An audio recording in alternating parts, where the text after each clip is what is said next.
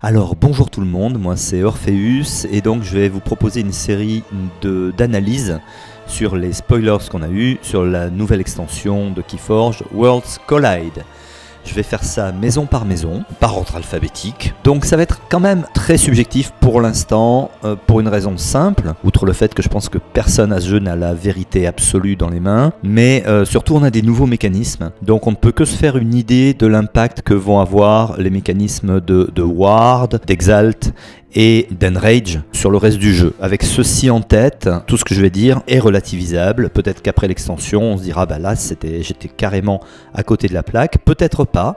Je vais vous dire en tout cas ce que j'en pense là comme ça. C'est un premier jet, ok ?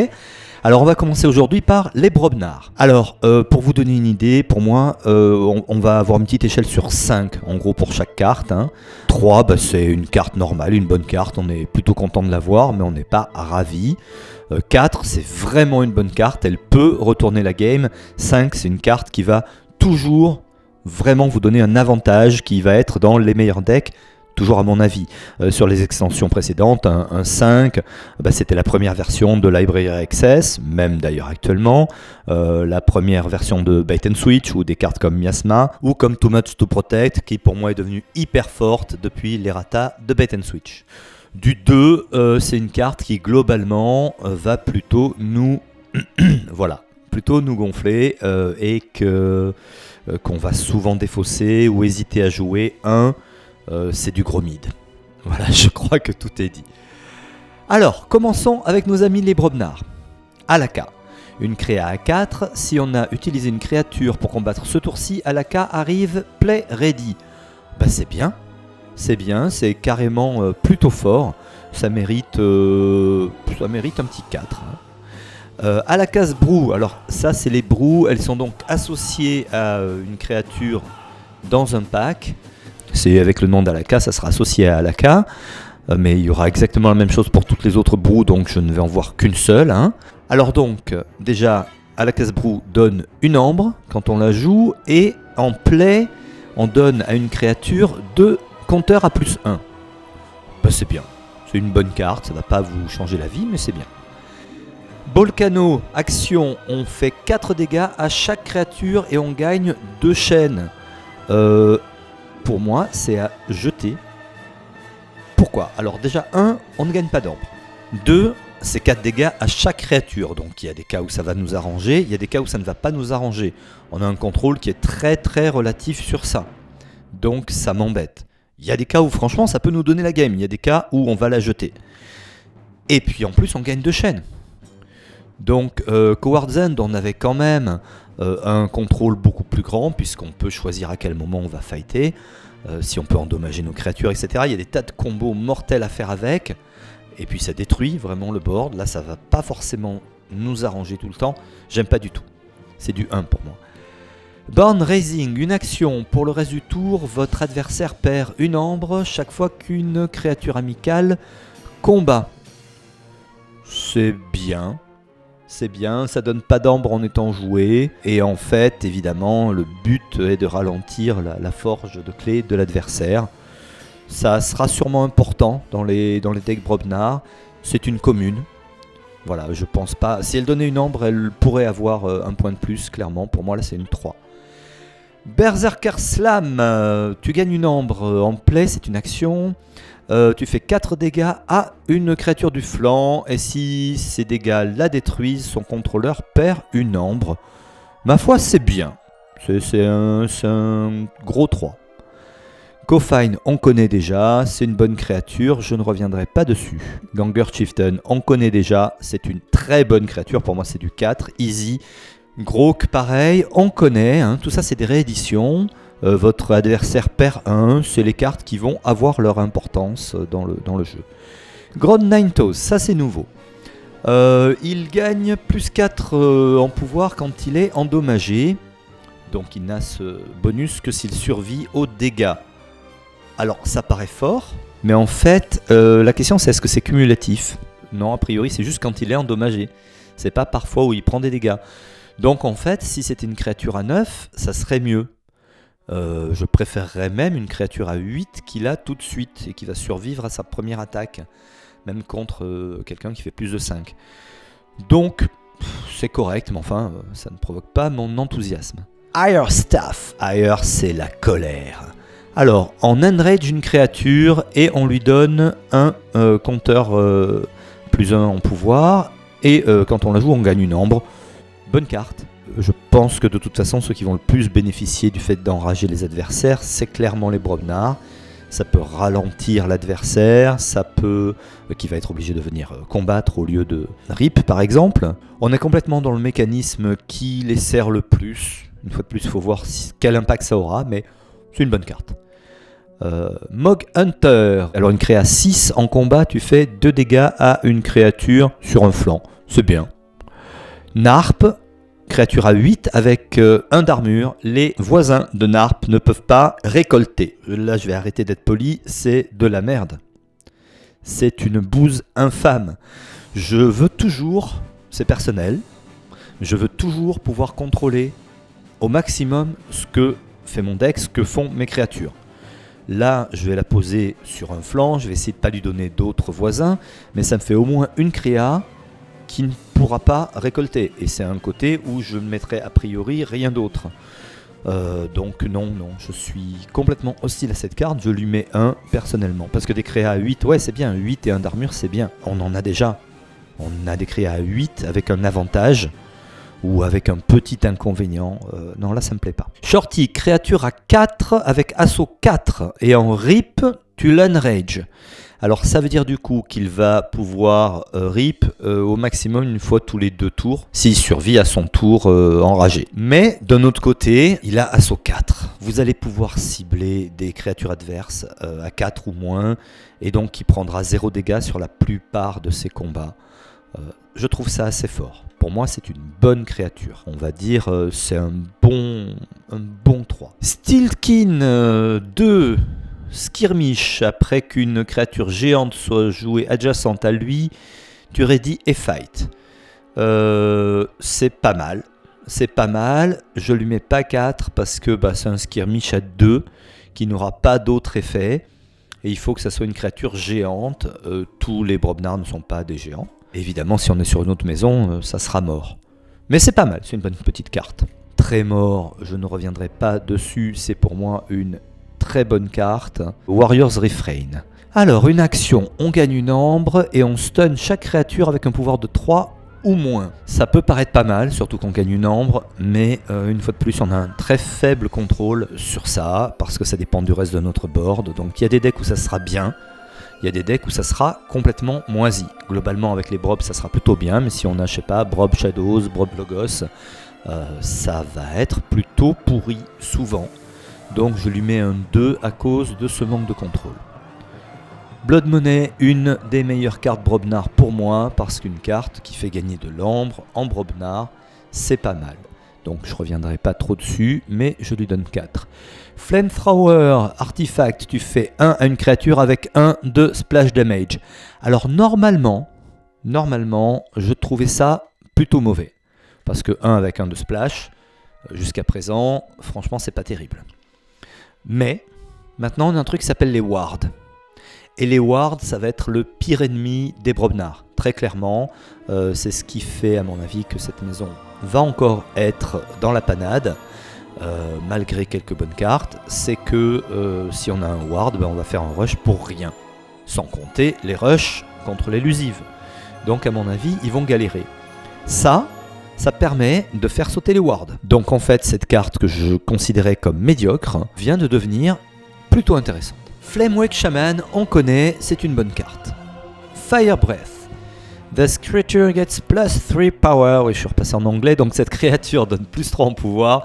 Et gagne, before fight, tu fais 2 dégâts à chaque voisin de la créature que tu combats. Je résume. Tu gagnes une ambre, tu as plus 3 en pouvoir, et avant le combat, tu fais 2 dégâts à chaque voisin. C'est fort, ça mérite bien un 4. Je suis fan. Gargantes Scraper, une créature à 3 en alpha, si tu as 3 ombres ou plus, tu fais 3 dégâts à une créature ennemie. On connaissait déjà, hein, c'est une réédition, j'étais moyen fan, je suis toujours moyen fan. Pourquoi ? C'est une créature en A3, donc c'est fragile. Tu la joues en alpha, et il faut, pour qu'elle ait un effet intéressant, que tu aies 3 ombres ou plus. C'est super marginal. Donc pour moi, c'est un 2. C'est un truc, bon, on va pas pleurer si on l'a, mais franchement, on préférera avoir autre chose. Gravel Guts, et non pas Gravel Nuts, comme j'avais lu au départ, ce qui était pourtant beaucoup plus drôle. Gravel Guts, après qu'une créature ennemie soit détruite en combattant Gravel Guts, on lui donne 2 compteurs de pouvoir plus 1. Donc en gros, c'est une autre version de Mugwump, si on veut. Donc c'est le genre de créature qui grossit quand il détruit d'autres créatures. Mais il a 5. Donc en gros, il va plus ou moins se stabiliser, il pourra rester un peu longtemps sur le board. C'est pas mal sans être ouf, c'est du 3. Little Rapskull. Les créatures doivent combattre quand elles sont utilisées, si elles le peuvent. C'est aussi une réédition. C'était une carte correcte, ça le reste. Ogopogo, pareil, on connaît. Ogopogo, moi j'aime vraiment bien. Quand il attaque et détruit une créature, tu peux faire 2 dégâts à une autre créature. Si tu affrontes un truc comme les Shadows, ça fait une seconde créature tuée. Moi, c'est un truc que j'estime être à 4, un petit 4. Hein. Overrun, une nouveauté, c'est une action, on gagne une ambre, et si 3 ou plus créatures ennemies ont été détruites ce tour-ci, votre adversaire perd 2 ambres. Faire perdre de l'ambre à l'adversaire, c'est pas mal. Après, c'est 3 ou plus créatures ennemies. Pour ceux qui ont joué Brobnar, il y a des tours où ça arrive, c'est quand même pas hyper fréquent. Donc à cause de ça, je ne lui mets que 3. Alors par contre, ça n'est pas cumulatif. Hein. C'est si 3 créatures ou plus ont été détruites, votre adversaire perd 2 ambres. Ça va pas changer la game non plus. Mais bon, on gagne une ambre, c'est pas mal. Power of Fire, on gagne pas d'ambre. C'est une action, on sacrifie une friendly creature, ça commence très mal. Si on le fait, chaque joueur perd de l'ambre égale à la moitié du pouvoir de cette créature. Et attendez, on gagne une chaîne. Non mais, on va être sérieux. On joue une carte, donc on l'a dans notre deck, elle rapporte pas d'ambre, on sacrifie une créature. Les 2 joueurs perdent de l'ambre, donc il faut avoir fait le calcul pour que ça nous arrange à ce moment-là. Donc déjà là, on est à de la bonne grosse bouse des familles et on gagne une chaîne. Bah oui, l'effet est trop fort, tu vois, t'as perdu aussi plein d'ambre. Ça serait un Effervescent Principle avec un montant variable où tu sacrifies une créature et tu gagnes une chaîne. Sans moi. Mais alors sans moi, quoi. J'en veux pas dans mes decks. C'est une unco, vous la gardez. Ragwarg, c'est un artefact. Après qu'une créature récolte, si c'est la première fois qu'une créature a récolté ce tour-ci, elle se prend 2 dégâts dans la face. Alors, déjà c'est un artefact qui rapporte une ambre. C'est peu contrôlable. Évidemment, on va espérer avoir des créatures un peu plus solides en jouant Brobnar que l'adversaire. Bon, et par contre, bien sûr, ça donne l'avantage aux joueurs actifs. Voilà, une carte qu'on ne peut pas bien contrôler. Je n'aime pas tellement. 2 parce qu'on gagne une ombre. Shattered Throne avec l'accent. Après qu'une créature soit utilisée pour combattre, elle capture une ambre. Quand tu le joues, en plus cet artefact, tu gagnes une ambre aussi. Là par contre ça va en général nous avantager, j'aime bien, c'est du 3. Skull, ce qui veut dire à ta santé dans certaines langues ou un truc du genre. Une créature à 3 avec assaut 3. Ok, donc déjà elle peut tuer des petites créas sans prendre de dégâts. Après qu'une créature ennemie soit détruite par ses dégâts d'assaut. Donc seulement par les 3. Pas par les dégâts qu'elle fera après. Hein. Vous donnez à une créature amie un compteur plus 1 pouvoir. C'est pas mal, c'est quand même pas évident en setup, donc ça mérite un 3. Pour moi, pas plus. Slimy Jark, le Jark qui glisse. C'est un nom un peu dégueulasse. Skirmish élusive. Et en fight, tu enrage la créature que Jark combat. Donc clairement, c'est pour ralentir l'adversaire. Il est à 1. L'avantage que ça donne est un avantage léger de tempo. Je trouve pas ça énorme. C'est un 2. C'est un gros 2 ou un petit 3. Smith, on connaît, c'est une excellente carte de Brobnar. The Flex, moi j'aime bien, mais évidemment ça dépend des decks. Si on a Lollipop, j'aime bien l'appeler comme ça, si on a Lollipop dans son deck, forcément ça fait gagner 5, c'est pas mal. Ça tape, c'est une bonne carte pour moi, sans plus. Barehanded, c'est une carte anti-artefact. Hein. Bonne carte où on gagne une ombre en plus. Une fois de plus, c'est une réédition. Bellowing Patrizate, c'est une réédition. Bien sans être ouf. Cyber Giant Rig. Cette créature gagne à la fin de votre tour. Cette créature perd un compteur de pouvoir +1. Et quand on le joue, on la soigne et on lui donne +1 compteur de pouvoir +1 pour chaque dégâts soignés. Ça rapporte une ambre. Et bien minuté, ça peut être plutôt sympa. 3 ou 4, j'hésite un peu. Forge Master Hog. Après qu'un joueur ait forgé une clé, il perd tout ce qui reste d'ambre. Une réédition d'AOA, plutôt une bonne carte. Grumpus Tamer et Grumpus, on connaît aussi, c'est des cartes moyen plus, j'aime bien. Gudgy Dinosaur. Une créa A4 élusive. En action, elle fait 2 dégâts à une créature. Cette créature se prend 6 dégâts au lieu de 2 si c'est un dinosaure. Ou si il a de l'ambre dessus. Alors clairement, si c'est un dinosaure, c'est une carte anti. J'aime pas trop les cartes anti parce que c'est trop ciblé. Maintenant, des dinosaures, on va en voir. Ça, c'est clair. Et l'avantage de celle-là, c'est si elle a de l'ambre sur elle. Tous les salopards qui vont nous capturer notre ambre, on va leur faire 6 dégâts en action. Et là, je dis oui. Là, je dis carrément oui. Ça fait clairement charrette qui saute. J'aime vraiment bien. Du coup, là, pour moi, ça mérite un 4. Igon the Green. Alors, il va toujours avec Igon the Terrible, bien sûr. En gros, s'il est détruit, il est purgé. Et on remet une carte Igon the Terrible de la discard pile dans notre main. Donc, en gros, il faut avoir joué Igon the Terrible ou l'avoir discardé avant de jouer Igon the Green. Ça nous fait un truc moyen. On est content quand ça arrive, ça n'arrivera pas toujours. Bon, après, c'est une créa 4. Donc, on va pas pleurer en posant une créa 4 sur le board. 3 quoi. Iron Obelisk, on connaît déjà. C'est un très bon artefact qui peut changer une game. C'est clairement du 4. Kalosh Stonefather. Prends-toi une Kalosh. Quand Kalosh Stonefather est au milieu de notre battle line, chaque friendly créature gagne skirmish.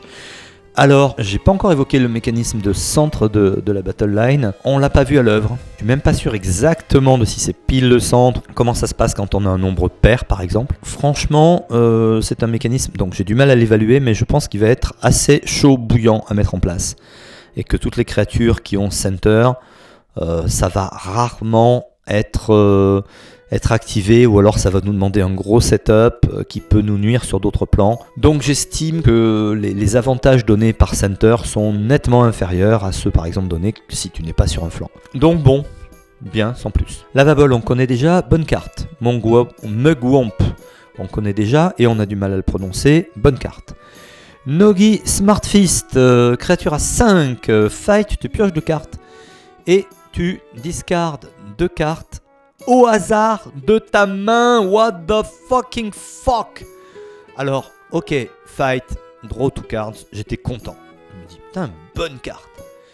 Discard 2 cards from your hands, ça pouvait passer, ça t'aide à cycler. To random cards, je n'aime pas. Je n'aime pas ça. Alors, évidemment, tu peux très bien être à la fin de ta main, comme ça arrive parfois avec York et Old York. Mais moi, je lui donne un 2 à cette carte à cause de ça. Je n'aime vraiment pas ce manque de contrôle. Old Boomy, une créature à 2. Ok. Tu rip, en rip, tu révèles des cartes du top de ton deck jusqu'à ce que tu tombes sur un Brobnar ou que tu décides de t'arrêter.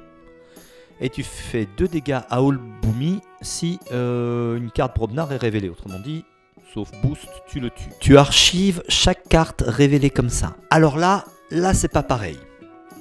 Je la refais. Tu vas rip. Tant que tu tombes pas sur un Brobnar ou que tu choisis pas de t'arrêter, tu vas archiver toutes les cartes que tu vas révéler. Potentiellement, si tu viens en plus de jouer pas mal de Brobnar, ça peut te faire une super belle archive pour le tour d'après. Donc ouais, il va crever. C'est pas grave, il est là pour ça. Ça va te prendre le setup, tu le poses, il doit rip. Franchement, ça vaut le coup. Moi, j'aime vraiment bien, je lui mets un 4. Pile of Skulls, on connaît, bien sûr, c'est une bonne carte. Ragnarok Alpha, c'est une action, tu n'as pas d'ambre. Pour le reste du tour, les créatures ne peuvent pas rip et tu gagnes une ambre. Chaque fois qu'une friendly créature fight, à la fin du tour, tu détruis chaque créature. What the fuck? J'aime combattre avec les Brobnar pour détruire ce qu'il y a en face. Le but c'est que moi après il m'en reste plein. Déjà je peux pas rip, je suis obligé d'attaquer. Ça peut être compensé par le fait de gagner une ambre, mais j'ai pas envie de perdre mes créas aussi. Alors qu'en plus je viens de fight. Donc potentiellement je viens de détruire les créatures de mon adversaire, mais je perds les miennes aussi. Bon ok, il y a des combos à faire peut-être avec Ward, mais je n'aime pas du tout. C'est un 2 bien payé. Rockerling Giant, on connaît, c'est correct. Signal Fire, un artefact, on gagne une ambre, en Omni, on le sacrifie. Pour le reste du tour, les Friendly Brobnar peuvent combattre comme s'ils appartenaient à la maison active. Alors ça, j'aime beaucoup, c'est au moins un 3. Pourquoi juste un 3 ? Parce qu'ils peuvent combattre. Les autres cartes qui nous permettent de faire la même chose nous donnent le choix. On peut agir avec les Sanctum, etc. Avec le sigil. Là par contre, on est obligé de fight. C'est le seul truc qui fait que je lui mets pas un 4. C'est quand même bien. The Big One, artefact. Après qu'une créature soit jouée, vous mettez un compteur fuse, c'est mesh, un compteur mesh sur The Big One. S'il y en a 10 ou plus, on détruit chaque créature ou artefact. Donc bon, ça rapporte une ambre, mais plus il y aura de créatures jouées, plus on va se rapprocher du moment où on détruit tout. Pareil, on a peu de contrôle sur ça, je lui mets 2. The Floor is Lava, au début de ton tour, tu fais un dégât à une créature amie et un dégât à une créature ennemie.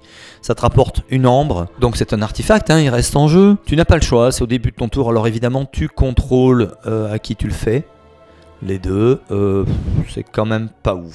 Je suis moyen fan, c'est un dégât, ça va pas retourner le truc. Je mets un 2. Wargrumpus, on connaît déjà, c'est une bonne carte. Igon le Terrible.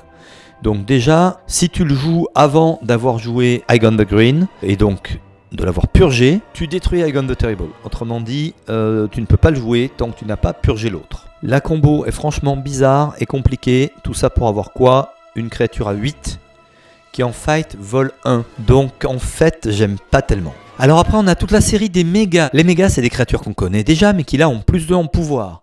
C'est assorti au brou du même nom, qui donne plus 2 à une créature. Là, c'est comme s'il avait déjà bu le brou. Par exemple, méga Halaka est à 6. C'est comme s'il avait déjà bu le Halaka's brou. Bon voilà, évidemment, toutes les créatures comme ça sont mieux. Donc inutile de dire que le méga Ganger Chieftain, pour moi, c'est de la bombe, puisqu'il est encore plus solide. Et méga Narp à 10, ça reste toujours de la merde, mais un peu moins. Voilà, puisqu'un gars à 10 avec 1 d'armure, ça peut justifier d'empêcher son seul voisin de rip. C'est quand même un sacrifice, mais on a du gros. Bon, ok, admettons. Le principe est fun en tout cas, j'aime beaucoup le principe. Voilà, c'est tout pour les Brobnar. Alors, une petite conclusion rapide. On a donc un clan qui fight et qui là va avoir à faire face au problème des wards. Ils sont clairement encore orientés fight. Ils ont par contre plusieurs ralentisseurs, plusieurs nouveaux ralentisseurs. Ils ont quelques moyens de gagner de l'ambre. En plus, on n'a plus les Sanctum. Donc ça va être la maison qui fight. Les dinosaures ont l'air quand même assez solides aussi. Et les Untamed sont plus solides que dans d'autres extensions. Ou autant que dans la précédente au moins. Mais bon, quand même, les Brobnar vont nous donner le board. Je rappelle que avoir le board ne fait pas gagner à Keyforge. Je suis assez sceptique et quand je fais la moyenne des notes que j'ai données à toutes les cartes, on est un peu en dessous du 3, on est un peu en dessous de la moyenne. Je pense que ça va caractériser ces decks. Il y a clairement des decks Brobnar qui vont faire très mal, mais ça demande d'avoir les bonnes combos et de ne pas avoir les cartes pourries. Et je suis très déçu parce que dans les nouvelles cartes, il y a beaucoup de cartes pourries chez les Brobnar. Et ça, c'est quand même dommage. Voilà, ça sera tout. J'espère que ça vous a plu. Mettez des likes, marquez en commentaire ce que vous avez pensé de cette première édition. Et si ça vous a intéressé, je ferai la suite des maisons. Merci et à bientôt. Ciao, ciao.